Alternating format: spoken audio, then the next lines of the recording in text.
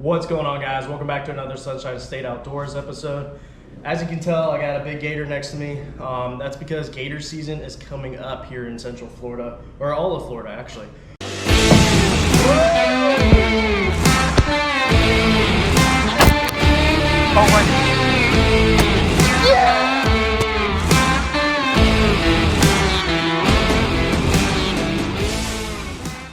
This is a 12-foot alligator, and we're going to show you guys how we catch those gators that are this size. One of the ways is by using bait. And in this video, we're going to go over how to set up a bait and how to rig your own. It's actually a very simple process that we'll go over. We do have a video of how to alligator hunt that we filmed last year, but I'll just kind of go over real quick how we have the boat set up and all the equipment that we use. First things first, this is a Uncle J custom built boat in Louisiana. It's got a 35 horse Go Devil. It's a 1748. We have some rod holders here. The rods don't actually fit in the garage, but I like to keep the rods up and out of the way. In the years past, what we've done is we've just kind of had them spread out all over the boat where everybody kind of holds their rod, but this year we're gonna have them just everything. I just want everything to be a little neater. If you keep everything nice, neat, and clean, the chaos is more organized, which is basically what gator hunting is when you get a giant on the line. Organized chaos. The main thing that you're gonna need to dispatch the alligator is a bang stick. Now you can use a knife. I would say that a bang stick is much easier. What you do is you just put this is a 44 mag. You're gonna put a shell in there, it slides in there, pull the pin, and then you just tap the gator in the back of the head, and it kills it. It dies instantly. Pretty effective. The next thing that we use for gator hunting a lot is we use a rod and reel. So we use these rods.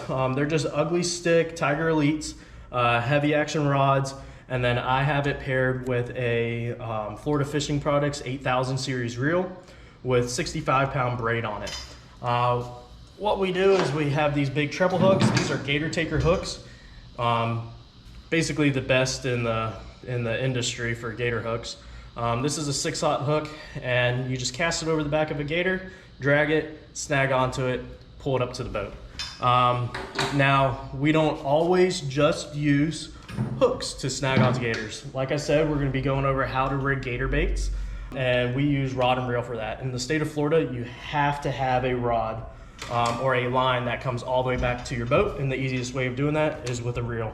This is a Penn Squall 60 reel. It has about 700 to 800 yards of line on it. I just have 65-pound line. You really don't need much heavier.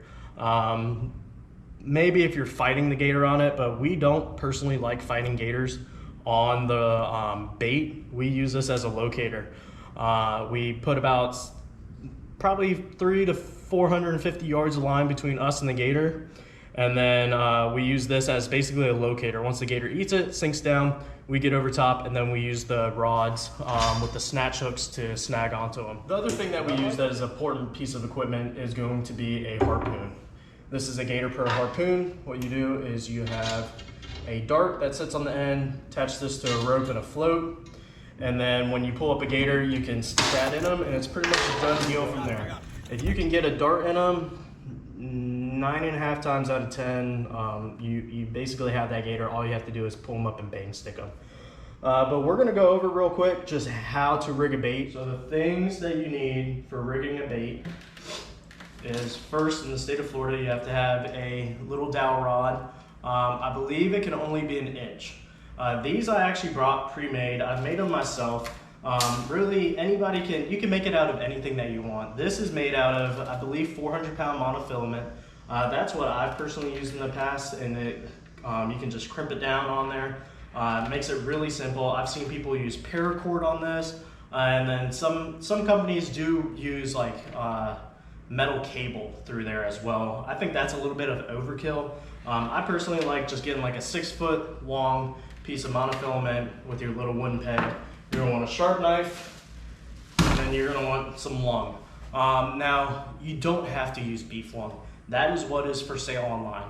When you go to any of the alligator hunting websites, this I got from John Hunt. with alligatorhuntingsupplies.com, and he has really good products for really cheap. So I bought a 5-pack of these pre-made rigs, and then I bought bulk beef lung. So what you do is it comes all sealed and wrapped up. This might be a little nasty looking here, but the gators love it.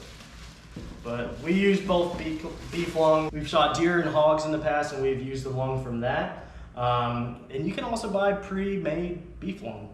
They sell them that come already rigged up, and you don't have to do any of this at all. I personally like to make my own size lungs. And then you can kind of get a consistent size. Once you've gator hunted long enough, you know what size you want to use. And I mean, every alligator is different.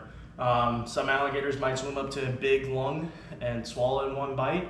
Some might just turn away from it and go after a little softball size lung. So what we're gonna do is get our knife out. It's still a little frozen. I'd have probably liked it to thaw out a little bit more, but that's okay. And we're just gonna cut ourselves a chunk. Make sure you got a nice sharp knife.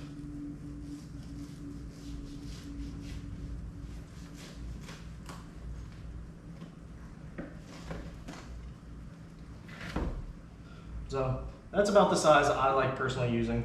And like I said, it's really easy. All you're gonna do, you're gonna poke a couple holes through the lung. You are gonna take your rig here and thread it on through. That's probably the hardest part of this, is getting it to thread through. There we go. Thread it through, and you're just gonna kind of repeat the process. Do it in the multiple different spots that you cut a hole in. You really only need to poke like 3 or 4 holes in it. One more.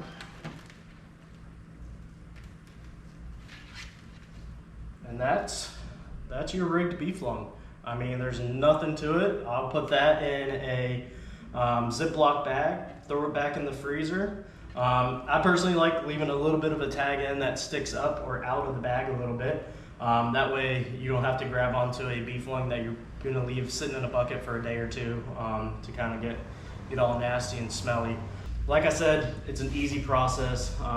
You can buy the pre-made ones. This saves you a few dollars. And the reason why we're using beef lung, or lung in general, is because it floats. Not everything that you put in the water floats, but lungs do have like little air pockets in them, basically, that causes them to float. And you can technically rig up baits so that you can hang them and have the line all the way back to your boat. But that is a little bit more difficult than just tossing out bait. Another option now, if you don't have access to beef lung, or you ran out and you need a quick bait, is by taking a chicken, wrapping the line basically the same way that we're doing now. I wanted to show a video of how we do chickens, but Publix was all out, so we're just doing beef lung today. But if you take the chicken and you fill it up with insulation spray foam, like the great stuff that comes in the can, that will allow your chicken to float on the water just like a beef lung would. And it works pretty much the same. Now I would say get lung. It smells worse, which for your nostrils isn't good, but for a gator that you want to kill, it's great. But pretty much that's it. That's why we use beef lung. I'm just gonna rig up a bunch of these, and then once gator season comes around, hopefully we'll be dropping some baits and bring you guys some giant gators. Hope you like this video. Hit that like and subscribe button. See you guys on the next one.